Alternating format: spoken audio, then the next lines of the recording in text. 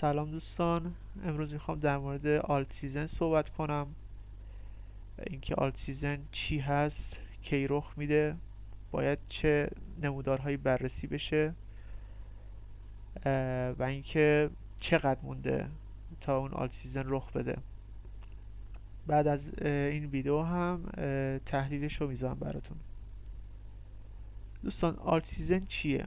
یک محدوده زمانی داخل مارکته که در اون توکن های با مارکت کپ پایین، توکن های کوچیک انفجاری رشد میکنن، رشد های خیلی خوبی دارن، بازار سرسبز میشه، سودهای زیادی قراره سمت بازار بیاد، اکثر نمودارها صعودی میشن. به اون میگن آلت سیزن که خیلی هم جذابه و خیلی هم منتظرشن.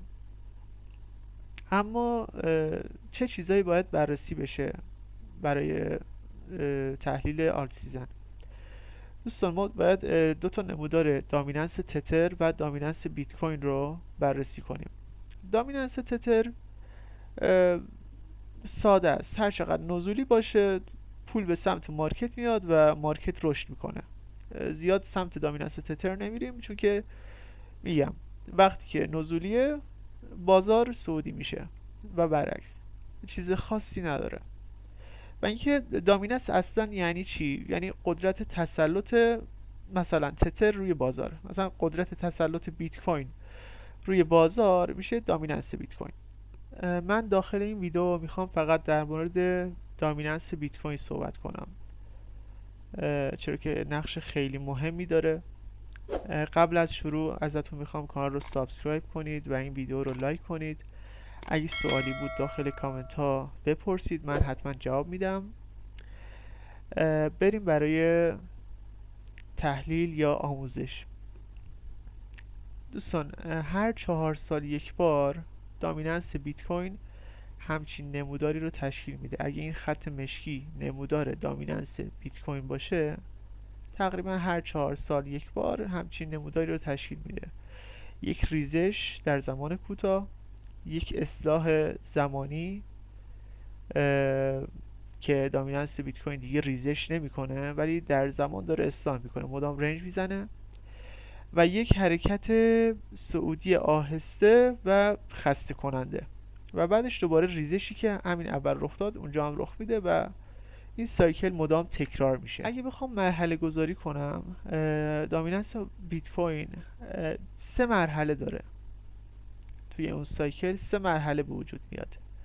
مرحله اول چیه؟ مرحله اول ریزش دامیننس بیت کوینه که در این شرایط بیت کوین قیمتش فعلا اون بالا ثابت میمونه و آلت کوین ها انفجاری رشد میکنن و آلت سیزن توی مرحله اول رخ میده. پس آلت سیزنی که ما میخوام دربارش صحبت کنیم توی مرحله اول رخ میده که اینجا با رنگ قرمز مشخص کردم. توی این مرحله مدت زمانش کوتاهه. مرحله اول مدت زمانش کوتاهه، رشد اکثر توکن ها زیاده، روزای سبز بازار توی این مرحله رخ میده.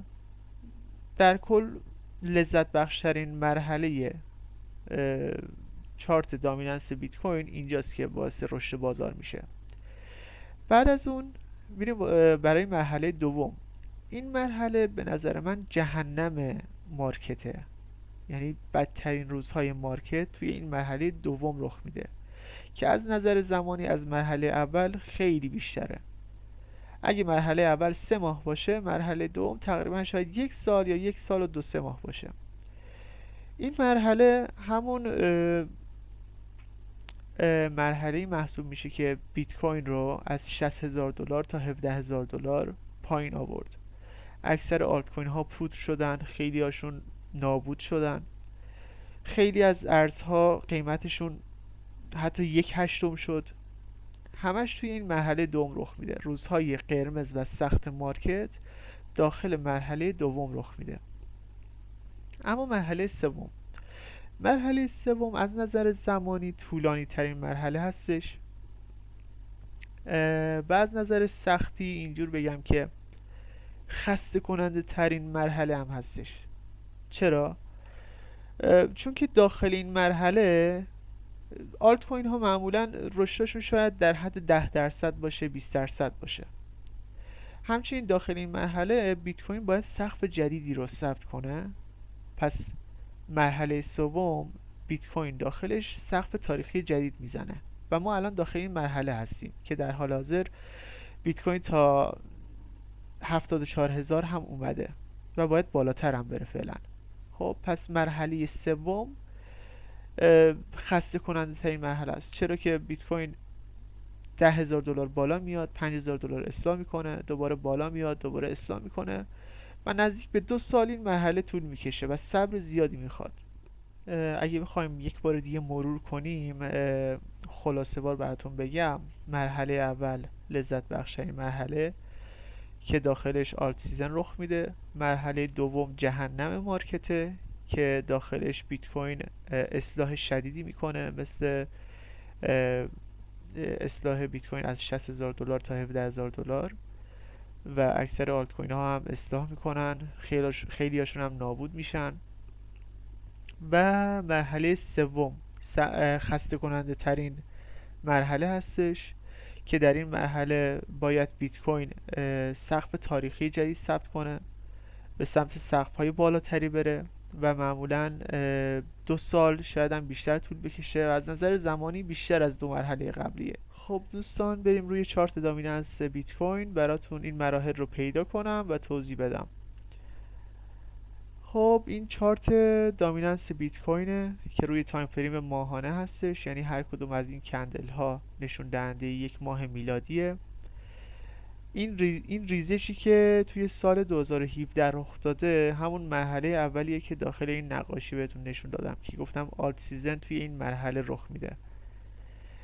این ریزش توی سال 2017 اگه بخوایم حجم کلی مارکت رو حساب کنیم، ببینید سال 2017 اینجا آلت سیزن رخ داده، این نمودار توتال مارکته.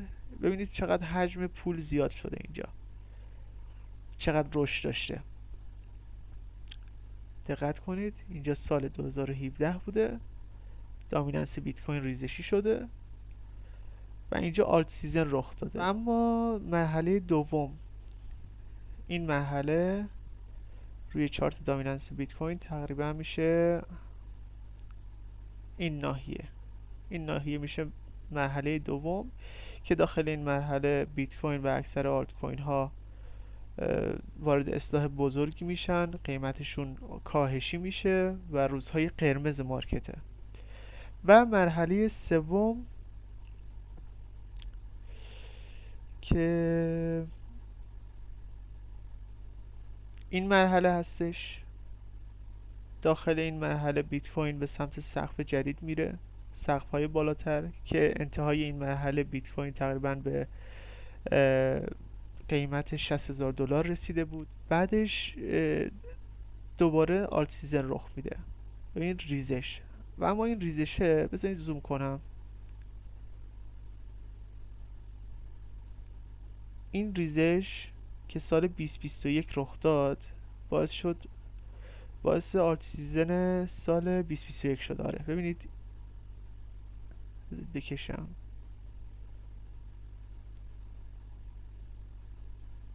اینجا، این ریزش شده این آلت سیزن سال 2021. حالا خیلی از شماها ممکنه یادتون بیاد چه اتفاقایی توی این دوران افتاد. شیبا اومد، پامپ های خفنی انجام شد، BNB منفجر شد، خیلی از توکن ها سقف های تاریخی جدید زدن.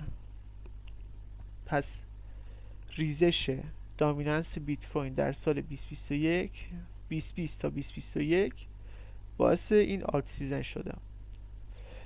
پس این از مرحله اول. اما مرحله دوم، این مرحله دومه، گفتم جهنم مارکت. توی این مرحله دوم بیت کوین از $60,000 به $17,000 اومد.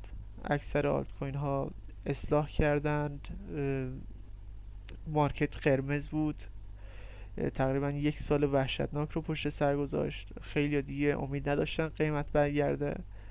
این همون مرحله دومیه که گفتم سخت ترین روزای مارکته. و مرحله سوم که الان داخلشیم، این مرحله سومه که ما گفتیم داخل مرحله سوم بیت کوین باید سقف تاریخی جدید ثبت کنه که همینجور هم هست و تا اینجای کار بیت کوین تا 74,000 دلار هم بالا اومده و باید بالاتر هم بره. حالا ممکنه این سقف تاریخی که میخواد رخ بده 75,000 دلار باشه، 83,000 دلار باشه، 90,000 یا حتی 112,000 دلار باشه. به هر حال هر کدوم از اینا که بود، این نمودار دامیننس بیت کوین بالا میاد، دوباره ریزش و آلت سیزن بعدی رخ میده. تا آلت سیزن بعدی به نظر من چیز زیادی نمونده. منظور من 1-2 هفته نیستا، منظور من اینه که شاید 6 ماهی مونده باشه تا آلت سیزن بعدی، یا نهایتش 10 ماه دیگه آلت سیزن رخ میده و ما روی چارت دامیننس بیت کوین باید شاهد ریزش نمودار باشیم. و اما بریم سراغ تحلیل دامیننس بیت کوین. من از قبل اینا رو اینجا کشیده بودم. خب این در تایم فریم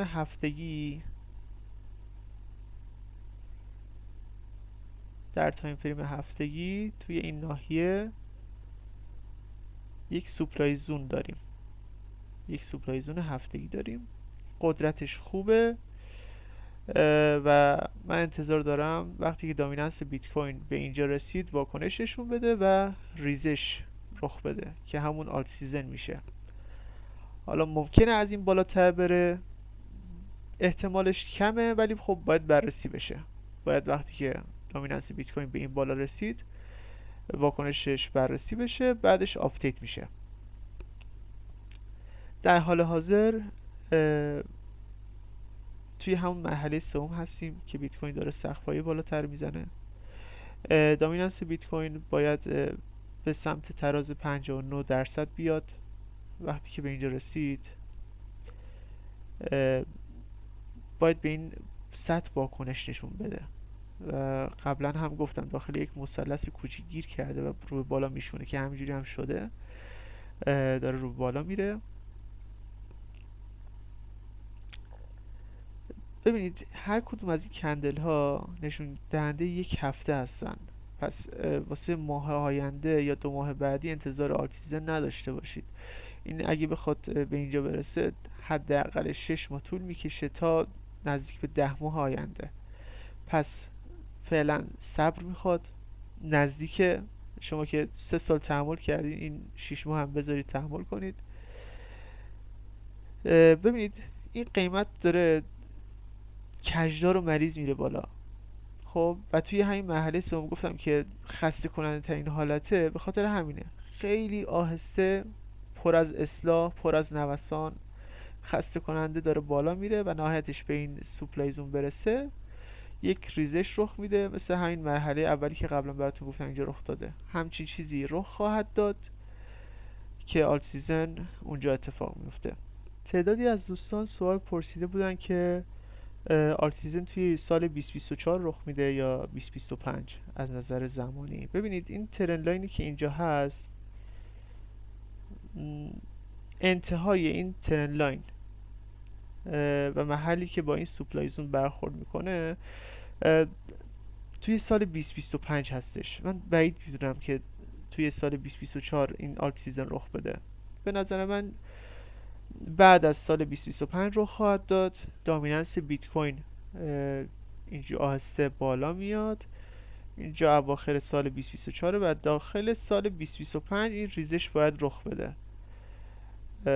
پس به نظر من شاید 3 ماهه اول یا 3 ماهه دوم سال 2025 آلت سیزن رخ بده. دوستان حتما این ویدیو رو لایک کنید. اگه سوالی هست داخل کامنت ها برام بنویسید، من جواب میدم. امیدوارم از این ویدیو خوشتون اومده باشه و براتون مفید بوده باشه. پرسود باشید.